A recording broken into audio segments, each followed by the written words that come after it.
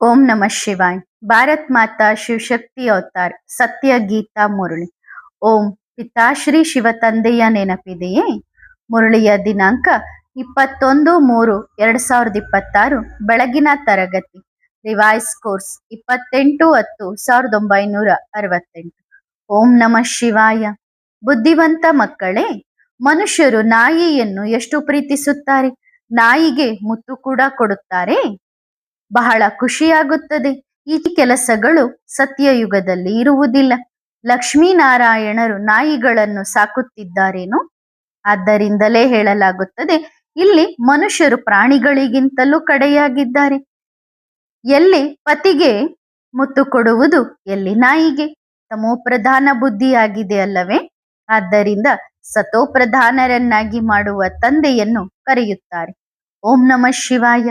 ತಂದೆಯು ಮಕ್ಕಳಿಗೆ ತಿಳಿಸಿದ್ದಾರೆ, ಇದು ಪಾಠಶಾಲೆಯಾಗಿದೆ, ಇದು ಶಿಕ್ಷಣ ಆಗಿದೆ ಅಲ್ಲವೇ? ಈ ಶಿಕ್ಷಣದಿಂದ ಈ ಪದವಿ ಪ್ರಾಪ್ತಿಯಾಗುತ್ತದೆ. ಇದನ್ನು ಶಾಲೆ ಅಥವಾ ಯೂನಿವರ್ಸಿಟಿ ಎಂದು ತಿಳಿದುಕೊಳ್ಳಬೇಕು. ಇಲ್ಲಿ ದೂರ ದೂರದಿಂದ ಓದುವುದಕ್ಕಾಗಿ ಬರುತ್ತಾರೆ. ಏನು ಓದಲು ಬರುತ್ತಾರೆ? ಈ ಗುರಿ ಉದ್ದೇಶ ಬುದ್ಧಿಯಲ್ಲಿದೆ. ನಾವು ಶಿಕ್ಷಣವನ್ನು ಓದುವುದಕ್ಕಾಗಿ ಬರುತ್ತೇವೆ. ಓದಿಸುವವರನ್ನು ಭಗವಂತನೆಂದು ಕರೆಯಲಾಗುತ್ತದೆ. ಇದು ಗೀತೆಯಾಗಿದೆ, ಬೇರೆ ಯಾವ ಮಾತೂ ಇಲ್ಲ. ಗೀತೆಯು ಓದಿಸುವವರ ಪುಸ್ತಕವಾಗಿದೆ, ಆದರೆ ಪುಸ್ತಕವನ್ನು ಯಾರೂ ಓದುವುದಿಲ್ಲ. ಗೀತೆ ಯಾರ ಕೈಯಲ್ಲೂ ಇಲ್ಲ. ಇಲ್ಲಿ ಯಾವುದೇ ಸಾಧು, ಸಂತ, ಮಹಾತ್ಮ, ವಿದ್ವಾಂಸರು ಮುಂತಾದವರು ಓದಿಸುವುದಿಲ್ಲ. ನಾನು ಬಹಳ ಶಾಸ್ತ್ರಗಳನ್ನು ಓದಿದ್ದೇನೆ ಎಂದು ಇವರೂ ಹೇಳುತ್ತಾರೆ. ನಾನು ನಿಮಗೆ ಓದಿಸುವುದಿಲ್ಲ. ಇದಂತೂ ಭಗವಾನುವಾಚ ಆಗಿದೆ. ಮನುಷ್ಯರನ್ನು ಭಗವಂತನೆಂದು ಕರೆಯಲು ಸಾಧ್ಯವಿಲ್ಲ. ಶ್ರೇಷ್ಠಾತಿ ಶ್ರೇಷ್ಠ ಭಗವಂತ ಒಬ್ಬನೇ ಆಗಿದ್ದಾನೆ. ಇದು ಸಂಪೂರ್ಣ ಯೂನಿವರ್ಸಿಟಿ ಆಗಿದೆ. ಮೂಲವತನ ಸೂಕ್ಷ್ಮವತನದಲ್ಲಿ ನಡೆಯುವುದಿಲ್ಲ, ಇಲ್ಲಿಯೇ ನಡೆಯುತ್ತದೆ. 84 ಜನ್ಮಗಳ ಚಕ್ರವೂ ಕೂಡ ಇಲ್ಲಿಯೇ ಇದೆ. ಇದನ್ನೇ 84 ಜನ್ಮಗಳ ಚಕ್ರದ ನಾಟಕವೆಂದು ಕರೆಯಲಾಗುತ್ತದೆ. ಇದು ಮಾಡಲ್ಪಟ್ಟಿರುವ ಆಟವಾಗಿದೆ. ಇವು ಬಹಳ ಅರ್ಥ ಮಾಡಿಕೊಳ್ಳುವಂತಹ ಮಾತುಗಳಾಗಿವೆ. ಏಕೆಂದರೆ ಶ್ರೇಷ್ಠಾತಿ ಶ್ರೇಷ್ಠ ಭಗವಂತನ ಶ್ರೀಮತ ನಿಮಗೆ ಸಿಗುತ್ತದೆ. ಬೇರೆ ಯಾವ ವಸ್ತುವೂ ಇಲ್ಲ. ಒಬ್ಬರನ್ನೇ ಸರ್ವಶಕ್ತಿವಾನ್ ಎಂದು ಕರೆಯಲಾಗುತ್ತದೆ. World almighty authority. ಅಥಾರಿಟಿಯ ಅರ್ಥವನ್ನು ಕೂಡ ಸ್ವಯಂ ತಂದೆ ತಿಳಿಸುತ್ತಾರೆ. ಇದನ್ನು ಮನುಷ್ಯರು ಅರ್ಥ ಮಾಡಿಕೊಳ್ಳುವುದಿಲ್ಲ. ಏಕೆಂದರೆ ಅದೆಲ್ಲವೂ ತಮೋಪ್ರಧಾನ ಪ್ರಪಂಚವಾಗಿದೆ. ಅದನ್ನೇ ಕಲಿಯುಗವೆಂದು ಕರೆಯಲಾಗುತ್ತದೆ. ಒಬ್ಬರಿಗೆ ಕಲಿಯುಗ, ಮತ್ತೊಬ್ಬರಿಗೆ ಸತ್ಯಯುಗ, ಇನ್ನೊಬ್ಬರಿಗೆ ತ್ರೇತಾಯುಗ, ಮತ್ತೊಬ್ಬರಿಗೆ ದ್ವಾಪರಯುಗ ಎಂದು ಈಗೇನೂ ಇಲ್ಲ. ಈಗ ಇರುವುದೇ ನರಕವಾಗಿದೆ. ಹಾಗಾಗಿ ನಮ್ಮ ಬಳಿ ಹಣವಿದೆ, ಆದ್ದರಿಂದ ನಮಗೆ ಸ್ವರ್ಗವಾಗಿದೆ ಎಂದು ಯಾವ ಮನುಷ್ಯರೂ ಹೇಳಲು ಸಾಧ್ಯವಿಲ್ಲ. ಈ ರೀತಿ ಆಗಲು ಸಾಧ್ಯವಿಲ್ಲ. ಇದು ಮಾಡಲ್ಪಟ್ಟಿರುವ ಆಟವಾಗಿದೆ. ಸತ್ಯಯುಗವು ಕಳೆದು ಹೋಗಿದೆ. ಈ ಸಮಯದಲ್ಲಂತೂ ಇರಲು ಸಾಧ್ಯವೇ ಇಲ್ಲ. ಇದೆಲ್ಲವೂ ಅರ್ಥ ಮಾಡಿಕೊಳ್ಳುವ ಮಾತಾಗಿದೆ. ತಂದೆಯೇ ಕುಳಿತು ಈ ಎಲ್ಲಾ ಮಾತುಗಳನ್ನು ತಿಳಿಸುತ್ತಾರೆ. ಸತ್ಯಯುಗದಲ್ಲಿ ಇವರ ರಾಜ್ಯವಿತ್ತು. ಭಾರತವು ಆ ಸಮಯದಲ್ಲಿ ಸತ್ಯಯುಗವೆಂದು ಕರೆಯಲಾಗುತ್ತಿತ್ತು. ಈಗ ಅವಶ್ಯವಾಗಿ ಕಲಿಯುಗವೆಂದು ಕರೆಯಲಾಗುತ್ತದೆ. ಸತ್ಯಯುಗದಲ್ಲಿದ್ದಾಗ ಅದನ್ನು ಸ್ವರ್ಗವೆಂದು ಕರೆಯಲಾಗುತ್ತದೆ. ನರಕವನ್ನೇ ಸ್ವರ್ಗವೆಂದು ಕರೆಯಲು ಸಾಧ್ಯವಿಲ್ಲ. ಮನುಷ್ಯರಂತೂ ತಮ್ಮ ತಮ್ಮ ಬುದ್ಧಿಯಾಗಿದೆ. ಹಣದ ಸುಖವಿದ್ದರೆ ತಮ್ಮನ್ನು ಸ್ವರ್ಗದಲ್ಲಿದ್ದೇವೆ ಎಂದು ತಿಳಿದುಕೊಳ್ಳುತ್ತಾರೆ. ನನ್ನ ಬಳಿಯಂತೂ ಬಹಳ ಸಂಪತ್ತಿದೆ, ಆದ್ದರಿಂದ ನಾನು ಸ್ವರ್ಗದಲ್ಲಿದ್ದೇನೆ ಎಂದುಕೊಳ್ಳುತ್ತಾರೆ. ಆದರೆ ವಿವೇಕವೂ ಹೇಳುತ್ತದೆ, ಇಲ್ಲ, ಇದು ನರಕವೇ ಆಗಿದೆ. ಯಾರ ಬಳಿಯಾದರೂ 10, 20 ಸಾವಿರ, 1-2 ಲಕ್ಷ ಇರಬಹುದು. ಆದರೆ ಈ ಜಗತ್ತಂತೂ ರೋಗಿ ಪ್ರಪಂಚವಾಗಿದೆ. ಸತ್ಯಯುಗವನ್ನು ನಿರೋಗಿ ಪ್ರಪಂಚವೆಂದು ಕರೆಯಲಾಗುತ್ತದೆ. ಪ್ರಪಂಚ ಇದೇ ಆಗಿದೆ. ಸತ್ಯಯುಗದಲ್ಲಿ ಇದನ್ನು ನಿರೋಗಿ ಪ್ರಪಂಚ, ಕಲಿಯುಗದಲ್ಲಿ ಭೋಗಿ ಪ್ರಪಂಚವೆಂದು ಕರೆಯಲಾಗುತ್ತದೆ. ಅಲ್ಲಿರುವುದೇ ಯೋಗಿ ಪ್ರಪಂಚ. ಏಕೆಂದರೆ ವಿಕಾರಗಳ ಭೋಗ ವೈಭೋಗವಿರುವುದಿಲ್ಲ. ಹಾಗಾಗಿ ಇದು ಶಾಲೆಯಾಗಿದೆ. ಇದರಲ್ಲಿ ಶಕ್ತಿಯ ಮಾತೇನಿಲ್ಲ. ಟೀಚರ್ ಶಕ್ತಿಯನ್ನು ತೋರಿಸುತ್ತಾರೇನೋ? ನಾವು ಇಂಥವರಾಗುತ್ತೇವೆ ಎಂಬ ಗುರಿ ಉದ್ದೇಶವಿರುತ್ತದೆ. ನೀವು ಈ ಶಿಕ್ಷಣದಿಂದ ಮನುಷ್ಯರಿಂದ ದೇವತೆಗಳಾಗುತ್ತೀರಿ. ಇದೇನು ಜಾದೂ ಅಥವಾ ಮಂತ್ರ ಅಥವಾ ರಿದ್ದಿ ಸಿದ್ಧಿಯ ಮಾತಲ್ಲ, ಇದು ಶಾಲೆಯಾಗಿದೆ. ಶಾಲೆಯಲ್ಲಿ ರಿದ್ದಿ ಸಿದ್ಧಿಯ ಮಾತು ಇರುತ್ತದೇನು? ಶಿಕ್ಷಣ ಓದಿ ಕೆಲವರು ಡಾಕ್ಟರ್, ಕೆಲವರು ವಕೀಲರಾಗುತ್ತಾರೆ. ಈ ಲಕ್ಷ್ಮೀನಾರಾಯಣರು ಕೂಡ ಮನುಷ್ಯರಾಗಿದ್ದರು, ಆದರೆ ಪವಿತ್ರರಾಗಿದ್ದರು. ಆದ್ದರಿಂದ ಇವರನ್ನು ದೇವಿ ದೇವತೆಗಳೆಂದು ಕರೆಯಲಾಗುತ್ತದೆ. ಪವಿತ್ರರು ಅವಶ್ಯವಾಗಿ ಆಗಬೇಕಿದೆ. ಇದು ಪತಿತ ಹಳೆಯ ಪ್ರಪಂಚವಾಗಿದೆ.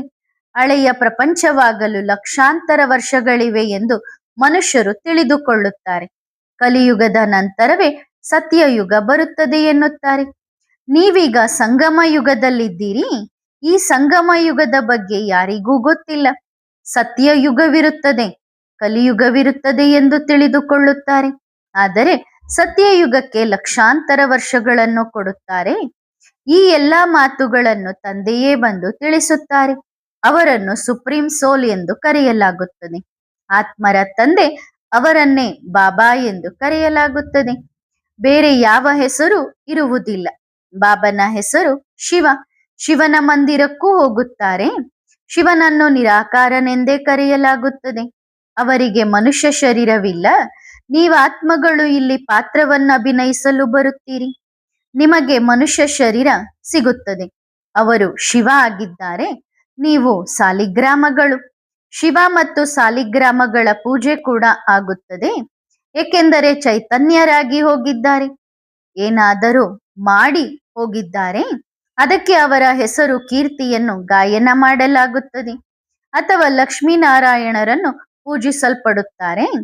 ಮುಂದಿನ ಜನ್ಮದ ಬಗ್ಗೆಯಂತೂ ಯಾರಿಗೂ ಗೊತ್ತಿಲ್ಲ. ಈ ಜನ್ಮದಲ್ಲಿ ದೇವತೆಗಳ ಗಾಯನ ಮಾಡುತ್ತಾರೆ, ದೇವಿ ದೇವತೆಗಳನ್ನು ಪೂಜಿಸುತ್ತಾರೆ. ಈ ಜನ್ಮದಲ್ಲಿ ಬಹಳ ಲೀಡರ್ಸ್ ಕೂಡ ಆಗಿದ್ದಾರೆ. ಯಾರು ಒಳ್ಳೆಯ ಸಾಧು ಸಂತರು ಮುಂತಾದವರು ಆಗಿ ಹೋಗಿದ್ದಾರೆಯೋ ಅವರ ಸ್ಟಾಂಪ್ಸ್ ಗಳನ್ನು ಕೂಡ ಮಾಡುತ್ತಾರೆ. ಹೆಸರು ಕೀರ್ತಿಗಾಗಿ ಸ್ಟಾಂಪ್ಸ್ ಮಾಡುತ್ತಾರೆ. ಇಲ್ಲಿಯೇ ಇದ್ದು ಹೋಗಿದ್ದಾರೆ, ಅದಕ್ಕೆ ಅವರ ಹೆಸರನ್ನು ಗಾಯನ ಮಾಡುತ್ತಾರೆ. ಮತ್ತೆ ಎಲ್ಲರಿಗಿಂತ ದೊಡ್ಡ ಹೆಸರು ಯಾರದ್ದು ಗಾಯನ ಮಾಡುತ್ತಾರೆ? ಎಲ್ಲರಿಗಿಂತ ದೊಡ್ಡವರು ಯಾರು? ಶ್ರೇಷ್ಠಾತಿ ಶ್ರೇಷ್ಠ ಒಬ್ಬ ಭಗವಂತನೇ ಆಗಿದ್ದಾನೆ. ಅವರು ನಿರಾಕಾರರಾಗಿದ್ದಾರೆ. ಅವರ ಮಹಿಮೆ ಸಂಪೂರ್ಣವಾಗಿ ಭಿನ್ನವಾಗಿದೆ. ದೇವತೆಗಳ ಮಹಿಮೆ ಭಿನ್ನವಾಗಿದೆ. ಮನುಷ್ಯರನ್ನು ದೇವತೆಗಳೆಂದು ಕರೆಯಲು ಸಾಧ್ಯವಿಲ್ಲ. ದೇವತೆಗಳನ್ನು ಮತ್ತೆ ಮನುಷ್ಯರೆಂದು ಕರೆಯಲು ಸಾಧ್ಯವಿಲ್ಲ. ದೇವತೆಗಳಲ್ಲಿ ಗುಣಗಳಿದ್ದವು, ಇವರು ಇದ್ದು ಹೋಗಿದ್ದಾರೆ ಅಲ್ಲವೇ? ಪವಿತ್ರರಾಗಿದ್ದರು, ವಿಶ್ವದ ಮಾಲೀಕರಾಗಿದ್ದರು. ಇವರ ಪೂಜೆಯನ್ನು ಕೂಡ ಮಾಡುತ್ತಾರೆ, ಏಕೆಂದರೆ ಪವಿತ್ರ ಪೂಜ್ಯರಾಗಿದ್ದಾರೆ. ಅಪವಿತ್ರರನ್ನು ಪೂಜ್ಯರೆಂದು ಕರೆಯುವುದಿಲ್ಲ. ಅಪವಿತ್ರರು ಯಾವಾಗಲೂ ಪವಿತ್ರರನ್ನು ಪೂಜಿಸುತ್ತಾರೆ. ಕನ್ಯೆ ಪವಿತ್ರಳಾಗಿದ್ದಾಳೆ, ಆದ್ದರಿಂದ ಪೂಜಿಸಲ್ಪಡುತ್ತಾಳೆ. ಪತಿತಳಾದಾಗ ಎಲ್ಲರ ಕಾಲಿಗೆ ಬೀಳಬೇಕಾಗುತ್ತದೆ.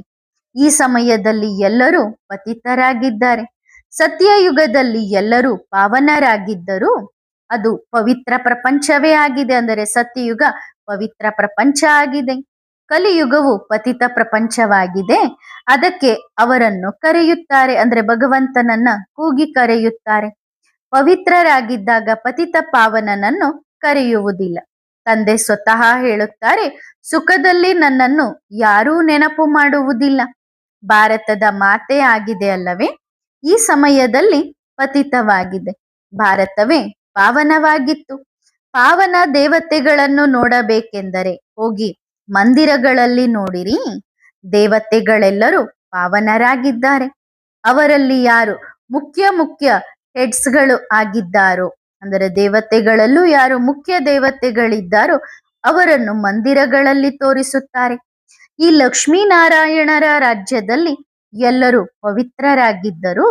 ಯಥಾ ರಾಜ ರಾಣಿ ತಥಾ ಪ್ರಜೆ, ಎಲ್ಲರೂ ಪವಿತ್ರರಾಗಿದ್ದರು.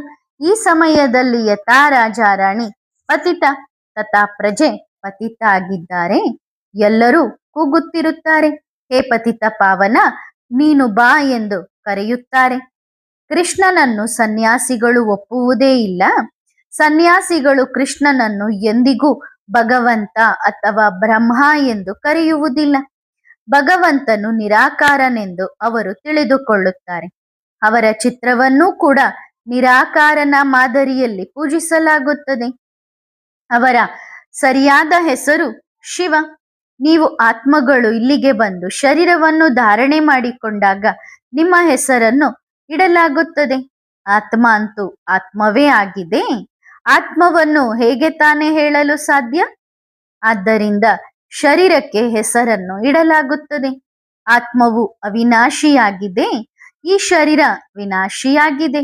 ಆತ್ಮ ಒಂದು ಶರೀರವನ್ನು ಬಿಟ್ಟು ಹೋಗಿ ಮತ್ತೊಂದನ್ನು ತೆಗೆದುಕೊಳ್ಳುತ್ತದೆ. 84 ಜನ್ಮಗಳು ಬೇಕಲ್ಲವೇ? 84 ಲಕ್ಷ ಇರುವುದಿಲ್ಲ. ಹಾಗಾಗಿ ತಂದೆಯೂ ತಿಳಿಸುತ್ತಾರೆ, ಈ ಪ್ರಪಂಚವು ಸತ್ಯಯುಗದಲ್ಲಿ ಹೊಸ ಪ್ರಪಂಚವಾಗಿತ್ತು. ಎಲ್ಲರೂ ಸತ್ಯವಂತರಾಗಿದ್ದರು. ಇದೇ ಮತ್ತೆ ಅಸತ್ಯ ಆಗುತ್ತದೆ. ಅದು ಸತ್ಯಖಂಡ, ಇದು ಅಸತ್ಯಖಂಡ. ಅಲ್ಲಿ ಎಲ್ಲರೂ ಸತ್ಯವನ್ನು ಮಾತನಾಡುವವರಾಗಿರುತ್ತಾರೆ. ಭಾರತವನ್ನು ಸತ್ಯಖಂಡವೆಂದು ಕರೆಯಲಾಗುತ್ತದೆ. ಇದು ಸುಳ್ಳಿನ ಖಂಡ, ಇದನ್ನು ಸುಳ್ಳಿನ ಖಂಡ ಎಂದು ಕರೆಯಲಾಗುತ್ತದೆ. ಅಸತ್ಯ ಖಂಡದಿಂದ ಮತ್ತೆ ಸತ್ಯಖಂಡವಾಗಬೇಕಿದೆ. ಸತ್ಯ ತಂದೆಯೇ ಬಂದು ಸತ್ಯಖಂಡವನ್ನು ಸ್ಥಾಪನೆ ಮಾಡುತ್ತಾರೆ. ಅವರನ್ನು ಸತ್ಯದ ದಾರಿಯನ್ನು ತೋರಿಸುವಂತಹವರು ಎಂದು ಹೇಳುತ್ತಾರೆ. ಸತ್ಯ ಎಂದು ಆ ತಂದೆಗೆ ಕರೆಯಲಾಗುತ್ತದೆ. ಇದಂತೂ ಅಸತ್ಯ ಖಂಡವೇ ಆಗಿದೆ. ಮನುಷ್ಯರು ಏನು ಮಾತನಾಡುತ್ತಾರೋ ಅದೆಲ್ಲವೂ ಸಂಪೂರ್ಣ ಅಸತ್ಯ. ಪೂಜ್ಯ ಪರಮಪಿತ ಪರಮಾತ್ಮ ಎಲ್ಲಿದ್ದಾನೆ? ಪರಮಾತ್ಮನ ಬಗ್ಗೆ ಅವರು ಸರ್ವವ್ಯಾಪಿಯಾಗಿದ್ದಾರೆ ಎಂದು ಹೇಳುತ್ತಾರೆ. ತಂದೆಯೂ ಹೇಳುತ್ತಾರೆ, ಇದೆಲ್ಲವೂ ನಾನ್ಸೆನ್ಸ್ ಬುದ್ಧಿಯಾಗಿದೆ. ಸೂಕ್ಷ್ಮ ಬುದ್ಧಿಯುಳ್ಳವರು ಈ ದೇವತೆಗಳಾಗಿದ್ದಾರೆ. ಯಾರು ಇದ್ದು ಹೋಗಿದ್ದಾರೋ ಅವರನ್ನು ತಿಳುವಳಿಕೆಹೀನ ಮನುಷ್ಯರು, ಬುದ್ಧಿ ಇಲ್ಲದ ಮನುಷ್ಯರು ಬುದ್ಧಿವಂತರನ್ನು ಪೂಜಿಸುತ್ತಾರೆ. ಅಂದರೆ ಬುದ್ಧಿವಂತರು ಮತ್ತು ಮೂರ್ಖರಾಗಿದ್ದಾರೆ. ದೇವತೆಗಳು ಬುದ್ಧಿವಂತರು, ಇವತ್ತು ತಿಳುವಳಿಕೆಹೀನರಾಗಿದ್ದಾರೆ. ಬುದ್ಧಿವಂತರನ್ನಾಗಿ ಯಾರು ಮಾಡುತ್ತಾರೆ? ಅಂದರೆ ದೇವತೆಗಳು ಬುದ್ಧಿವಂತರಾಗಿದ್ರು, ನಾವು ಮನುಷ್ಯರು ಬುದ್ಧಿಹೀನರಾಗಿದ್ದೇವೆ. ಬುದ್ಧಿವಂತರನ್ನಾಗಿ ಯಾರು ಮಾಡುತ್ತಾರೆ ಮತ್ತು ಮೂರ್ಖರನ್ನಾಗಿ ಯಾರು ಮಾಡುತ್ತಾರೆ? ಇದನ್ನೂ ಕೂಡ ತಂದೆಯೇ ತಿಳಿಸುತ್ತಾರೆ. ಬುದ್ಧಿವಂತ ಸರ್ವಗುಣ ಸಂಪನ್ನರನ್ನಾಗಿ ಮಾಡುವವರು ತಂದೆಯಾಗಿದ್ದಾರೆ. ಅವರು ಸ್ವತಃ ಬಂದು ತಮ್ಮ ಪರಿಚಯವನ್ನು ಕೊಡುತ್ತಾರೆ. ಹೇಗೆ ನೀವು ಆತ್ಮಗಳಾಗಿದ್ದೀರಿ, ಮತ್ತೆ ಇಲ್ಲಿ ಈ ಶರೀರದಲ್ಲಿ ಪ್ರವೇಶ ಮಾಡಿ ಪಾತ್ರವನ್ನು ಅಭಿನಯಿಸುತ್ತೀರಿ. ನಾನು ಕೂಡ ಒಂದು ಸಾರಿ ಈ ತನುವಿನಲ್ಲಿ ಪ್ರವೇಶ ಮಾಡುತ್ತೇನೆ. ನೀವು ಮಕ್ಕಳು ಅರ್ಥ ಮಾಡಿಕೊಳ್ಳುತ್ತೀರಿ. ಅವರು ಒಬ್ಬರೇ ಆಗಿದ್ದಾರೆ. ಅವರನ್ನೇ ಸರ್ವಶಕ್ತಿವಾನ್ ಎಂದು ಕರೆಯಲಾಗುತ್ತದೆ. ಸರ್ವಶಕ್ತಿವಂತ ಎಂದು ಕರೆಯಲು ಬೇರೆ ಯಾವ ಮನುಷ್ಯರೂ ಇಲ್ಲ. ಲಕ್ಷ್ಮೀನಾರಾಯಣರನ್ನೂ ಕೂಡ ಹಾಗೆ ಸರ್ವಶಕ್ತಿವಂತರು ಎಂದು ಕರೆಯಲು ಸಾಧ್ಯವಿಲ್ಲ. ಏಕೆಂದರೆ ಇವರಿಗೂ ಶಕ್ತಿಯನ್ನು ಕೊಡುವವರು ಯಾರೋ ಇದ್ದಾರೆ. ಪತಿತ ಮನುಷ್ಯರಲ್ಲಿ ಶಕ್ತಿ ಇರಲು ಸಾಧ್ಯವಿಲ್ಲ. ಆತ್ಮದಲ್ಲಿರುವ ಶಕ್ತಿಯು ಮೆಲ್ಲನೆ ಮತ್ತೆ ಡಿಗ್ರೇಡ್ ಆಗುತ್ತದೆ. ಅಂದರೆ ಯಾವ ಆತ್ಮವು ಸತೋಪ್ರಧಾನ ಶಕ್ತಿಶಾಲಿಯಾಗಿತ್ತು ಅದು ತಮೋಪ್ರಧಾನ ಶಕ್ತಿಯಾಗುತ್ತದೆ. ಹೇಗೆ ಮೋಟರಿನ ಗಾಡಿಯ ಪೆಟ್ರೋಲ್ ಖಾಲಿಯಾದಾಗ ಗಾಡಿ ನಿಂತು ಬಿಡುತ್ತದೆಯೋ ಹಾಗೆ ಈ ಬ್ಯಾಟರಿಯು ಪದೇ ಪದೇ ಖಾಲಿಯಾಗುವುದಿಲ್ಲ.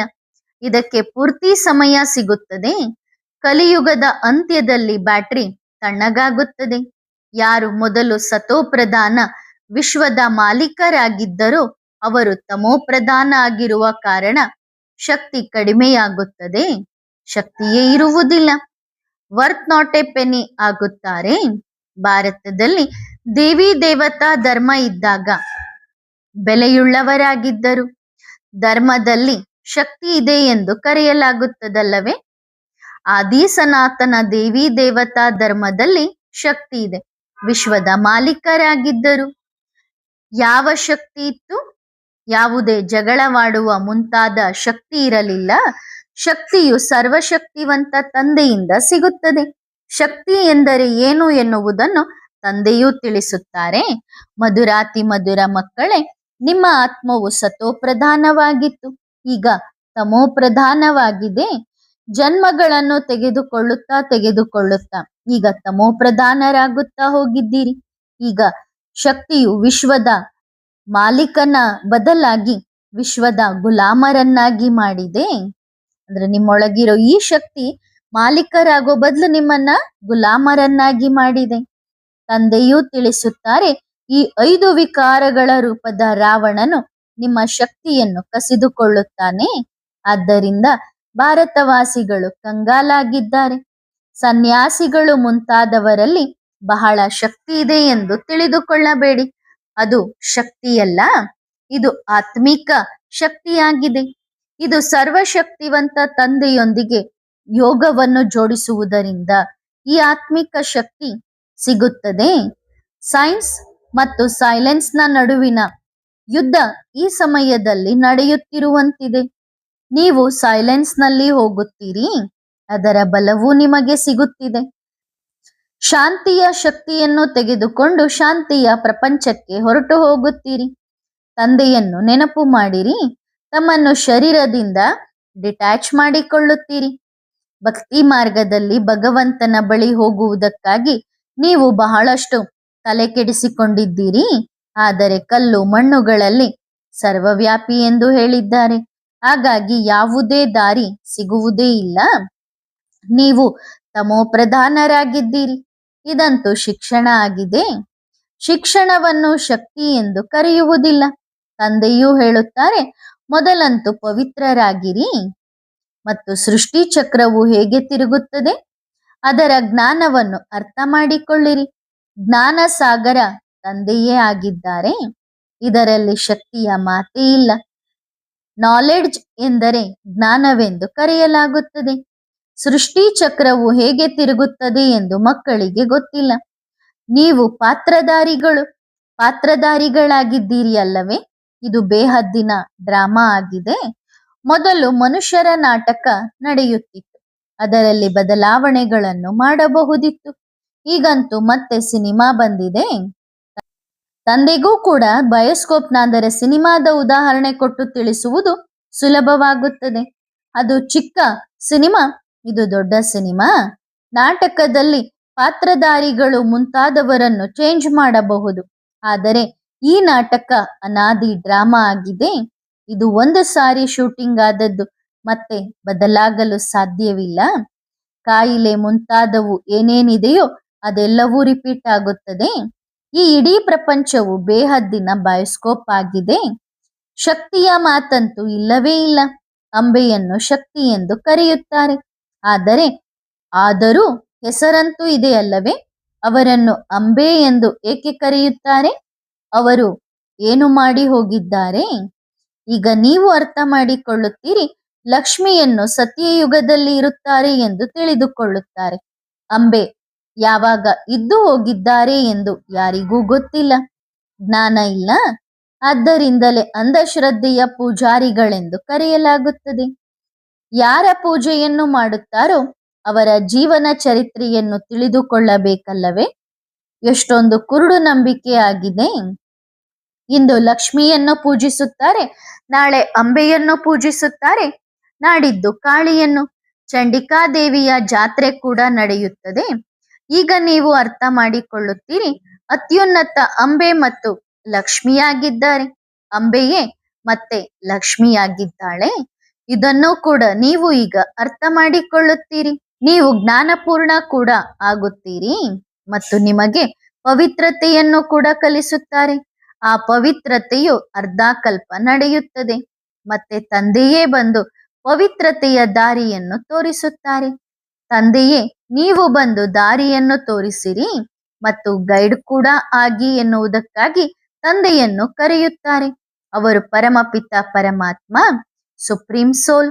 ಸುಪ್ರೀಂ ಶಿಕ್ಷಣವನ್ನು ಓದಿಸುವುದರಿಂದ ಆತ್ಮವು ಸುಪ್ರೀಂ ಆಗುತ್ತದೆ. ಸುಪ್ರೀಂ ಪವಿತ್ರ ಎಂದು ಕರೆಯಲಾಗುತ್ತದೆ. ನೀವೀಗ ಪತಿತರಾಗಿದ್ದೀರಿ. ತಂದೆಯಂತೂ ಸದಾ ಪಾವನರಾಗಿದ್ದಾರೆ ಅಲ್ಲವೇ?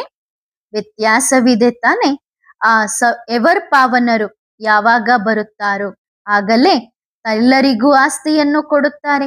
ಅಂದ್ರೆ ಬಾಬಾ ಯಾವಾಗ ಜಗತ್ತಿಗೆ ಬರ್ತಾರೋ ಆಗ ಎಲ್ಲರಿಗೂ ಆಸ್ತಿಯನ್ನು ಕೊಡುತ್ತಾರೆ ಮತ್ತು ಆಸ್ತಿಯನ್ನು ಪಡೆದುಕೊಳ್ಳಲು ಯೋಗ್ಯರಾಗುವುದಕ್ಕೆ ಶಿಕ್ಷಣವನ್ನು ಕಲಿಸುತ್ತಾರೆ. ಇದರಲ್ಲಿ ಸ್ವತಃ ತಂದೆ ಬಂದು ತಿಳಿಸುತ್ತಾರೆ, ನಾನು ನಿಮ್ಮ ತಂದೆಯಾಗಿದ್ದೇನೆ, ನನಗಂತೂ ಅವಶ್ಯವಾಗಿ ರಥ ಬೇಕು. ಇಲ್ಲದಿದ್ದರೆ ಆತ್ಮ ಮಾತನಾಡುವುದು ಹೇಗೆ? ರಥವೂ ಕೂಡ ಪ್ರಸಿದ್ಧಿಯಾಗಿದೆ. ಭಾಗ್ಯಶಾಲಿ ರಥವೆಂದು ಗಾಯನ ಮಾಡುತ್ತಾರೆ. ಹಾಗಾಗಿ ಭಾಗ್ಯಶಾಲಿ ರಥವು ಮನುಷ್ಯನದ್ದಾಗಿದೆ. ಇದೇನು ಕುದುರೆ ಗಾಡಿಯ ಮಾತಲ್ಲ. ಮನುಷ್ಯರಿಗೆ ಕುಳಿತು ತಿಳಿಸಲು ಮನುಷ್ಯನ ರಥವೇ ಬೇಕು. ಅವರು ಮತ್ತೆ ಕುದುರೆ ಗಾಡಿಯನ್ನು ತೋರಿಸಿದ್ದಾರೆ. ಭಾಗ್ಯಶಾಲಿ ಮನುಷ್ಯನೆಂದು ಕರೆಯಲಾಗುತ್ತದೆ.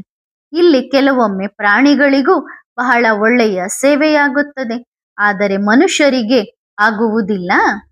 ನಾಯಿಯನ್ನು ಎಷ್ಟು ಪ್ರೀತಿಸುತ್ತಾರೆ, ಕುದುರೆಯನ್ನು, ಹಸುವನ್ನು ಕೂಡ ಪ್ರೀತಿಸುತ್ತಾರೆ.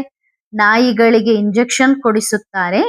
ಎಲ್ಲಕ್ಕಿಂತ ಹೆಚ್ಚು ಪ್ರೀತಿಯ ನಾಯಿ ಯಾವುದು ಆಗಿದೆ ಆ ನಾಯಿಗೆ ಮುತ್ತು ಕೊಡುತ್ತಾರೆ, ಪ್ರೀತಿ ಕೂಡ ಮಾಡುತ್ತಾರೆ. ಬಹಳ ಖುಷಿಯಾಗುತ್ತದೆ. ಆದರೆ ಇಂತಹ ಕೆಲಸಗಳು ಸತ್ಯಯುಗದಲ್ಲಿ ಇರುವುದಿಲ್ಲ. ಲಕ್ಷ್ಮೀನಾರಾಯಣರು ನಾಯಿಗಳನ್ನು ಸಾಕುತ್ತಿದ್ದರೇನು? ಆದ್ದರಿಂದಲೇ ಹೇಳಲಾಗುತ್ತದೆ, ಇಲ್ಲಿ ಮನುಷ್ಯರು ಪ್ರಾಣಿಗಳಿಗಿಂತಲೂ ಕೀಳಾಗಿದ್ದಾರೆ. ಎಲ್ಲಿ ಪತಿಯನ್ನು ಪ್ರೀತಿಸುವುದು, ಎಲ್ಲಿ ನಾಯಿಯನ್ನು ಪ್ರೀತಿಸುವುದು? ತಮೋಪ್ರಧಾನ ಬುದ್ಧಿಯಾಗಿದೆ ಅಲ್ಲವೇ? ಆದ್ದರಿಂದ ಸತೋಪ್ರಧಾನರನ್ನಾಗಿ ಮಾಡುವ ತಂದೆಯನ್ನು ಕೂಗಿ ಕರೆಯುತ್ತಾರೆ. ನಾವೆಲ್ಲರೂ ತಮೋಪ್ರಧಾನ ಬುದ್ಧಿಯವರಾಗಿದ್ದೆವು ಎಂದು ಈಗ ನೀವು ಮಕ್ಕಳಿಗೆ ಗೊತ್ತಿದೆ. ಈಗ ಸತೋಪ್ರಧಾನರಾಗಿ ಈ ರೀತಿ ಆಗಬೇಕಾಗಿದೆ, ಅಂದರೆ ಲಕ್ಷ್ಮೀನಾರಾಯಣರ ರೀತಿ ಆಗಬೇಕಿದೆ. ಅಲ್ಲಿ ಮನುಷ್ಯರು ಈ ರೀತಿ ಸೇವೆ ಮಾಡುವಂತಹ ಕುದುರೆಗಳು ಮುಂತಾದವು ಇರುವುದಿಲ್ಲ. ಹಾಗಾಗಿ ತಂದೆಯೂ ತಿಳಿಸುತ್ತಾರೆ, ನಿಮ್ಮ ಪರಿಸ್ಥಿತಿ ಏನಾಗಿದೆ ನೋಡಿರಿ. ರಾವಣನು ಇಂತಹ ಪರಿಸ್ಥಿತಿಯನ್ನು ನಿಮಗೆ ಮಾಡಿದ್ದಾನೆ. ಇವನು ನಿಮ್ಮ ಶತ್ರುವಾಗಿದ್ದಾನೆ. ಆದರೆ ಈ ಶತ್ರುವಿನ ಜನ್ಮ ಯಾವಾಗ ಆಗುತ್ತದೆ ಎಂದು ನಿಮಗೆ ಗೊತ್ತಿಲ್ಲ. ಶಿವನ ಜನ್ಮದ ಬಗ್ಗೆಯೂ ಗೊತ್ತಿಲ್ಲ. ಹಾಗಾಗಿ ರಾವಣನ ಜನ್ಮದ ಬಗ್ಗೆಯೂ ತಿಳಿದುಕೊಂಡಿಲ್ಲ. ತ್ರೇತಾಯುಗದ ಅಂತ್ಯ ಮತ್ತು ದ್ವಾಪರ ಯುಗದ ಆದಿಯಲ್ಲಿ ರಾವಣನು ಬರುತ್ತಾನೆ ಎಂದು ತಂದೆಯೂ ತಿಳಿಸುತ್ತಾರೆ. ಅವನಿಗೆ 10 ತಲೆಗಳನ್ನು ಏಕೆ ಕೊಟ್ಟಿದ್ದಾರೆ? ಪ್ರತಿ ವರ್ಷ ರಾವಣನನ್ನು ಏಕೆ ಸುಡುತ್ತಾರೆ ಎಂದು ಕೂಡ ಯಾರಿಗೂ ಗೊತ್ತಿಲ್ಲ. ಈಗ ನೀವು ಮನುಷ್ಯರಿಂದ ದೇವತೆಗಳಾಗುವುದಕ್ಕಾಗಿ ಓದುತ್ತಿದ್ದೀರಿ. ಯಾರು ಓದುವುದಿಲ್ಲವೋ ಅವರು ದೇವತೆಗಳಾಗಲು ಸಾಧ್ಯವಿಲ್ಲ. ಮತ್ತೆ ಅವರು ರಾವಣನ ರಾಜ್ಯ ಶುರುವಾದಾಗ ಬರುತ್ತಾರೆ. ಹೇ ಪತಿತ ಪಾವನ, ನೀನು ಬಂದು ನಮ್ಮನ್ನು ಪಾವನರನ್ನಾಗಿ ಮಾಡು ಎಂದು ಕರೆಯುತ್ತಾರೆ. ಪತಿತರು ಪಾವನ ಪ್ರಪಂಚದಲ್ಲಿ ಬರಲು ಸಾಧ್ಯವಿಲ್ಲ. ನಾವೇ ದೇವಿ ದೇವತಾ ಧರ್ಮದವರಾಗಿದ್ದೆವು ಎಂದು ಈಗ ನಿಮಗೆ ಗೊತ್ತಿದೆ. ಮತ್ತೆ ದೇವತಾ ಧರ್ಮದ ಸಸಿ ಕೂಡ ನೆಡಲಾಗುತ್ತಿದೆ. ನಾನು ಪ್ರತಿ 5,000 ವರ್ಷಗಳ ನಂತರ ಬಂದು ನಿಮಗೆ ಓದಿಸುತ್ತೇನೆ ಎಂದು ತಂದೆಯೂ ಹೇಳುತ್ತಾರೆ. ಈ ಸಮಯದಲ್ಲಿ ಇಡೀ ಸೃಷ್ಟಿಯ ವೃಕ್ಷವು ಹಳೆಯದಾಗಿದೆ. ಇದೇ ಹೊಸದಾಗಿದ್ದಾಗ ಒಂದೇ ಧರ್ಮವಿತ್ತು. ಮತ್ತೆ 2 ಕಲೆಗಳು ಕಡಿಮೆಯಾಗುತ್ತವೆ, ಪುನರ್ಜನ್ಮವಾಗುತ್ತದೆ ಅಲ್ಲವೇ? ತಂದೆಯು 84 ಜನ್ಮಗಳ ಲೆಕ್ಕಾಚಾರವನ್ನು ಕೂಡ ತಿಳಿಸುತ್ತಾರೆ. ಆದರೆ ನಿಮಗೆ ಗೊತ್ತಿಲ್ಲ, ತಂದೆ ಜ್ಞಾನ ಸಾಗರ ಆಗಿದ್ದಾರೆ. ಒಳ್ಳೆಯದು. ಮಕ್ಕಳಿಗೆ ಗುಡ್ ಮಾರ್ನಿಂಗ್. ಆತ್ಮಿಕ ಮಕ್ಕಳು ಆತ್ಮಿಕ ತಂದೆಗೆ ಮಾಡುವ ನೆನಪು, ಪ್ರೀತಿ ಮತ್ತು ನಮಸ್ತೆ. ಧನ್ಯವಾದ ಬಾಬಾ. ಶುಕ್ರಿಯಾ. ವರದಾನ: ರಾಯಲ್ ಆತ್ಮಾಭವ. ರಾಯಲ್ಟಿ ಇರುವ ಆತ್ಮದಲ್ಲಿ ರಿಯಾಲಿಟಿ ಇರುತ್ತದೆ, ಅಂದರೆ ಸತ್ಯತೆ ಇರುತ್ತದೆ. ಮೊದಲು ತಮ್ಮ ಸ್ವರೂಪದ ರಿಯಾಲಿಟಿ, ತಮ್ಮ ಮೂಲ ಸ್ವರೂಪದ ಸ್ಮೃತಿ ಸದಾ ಇದ್ದರೆ ಸ್ವರೂಪದ ರಿಯಾಲಿಟಿಯಿಂದ ಈ ಸ್ಥೂಲ ಮುಖದಲ್ಲಿಯೂ ಅಲೌಕಿಕತೆಯ ರಾಯಲ್ಟಿ ಕಂಡುಬರುತ್ತದೆ. ಸ್ಮೃತಿಯಲ್ಲಿಯೂ ರಿಯಾಲಿಟಿ, ಅಂದರೆ ಒಬ್ಬ ತಂದೆ ಬಿಟ್ಟರೆ ಬೇರೆ ಯಾರೂ ಇಲ್ಲ.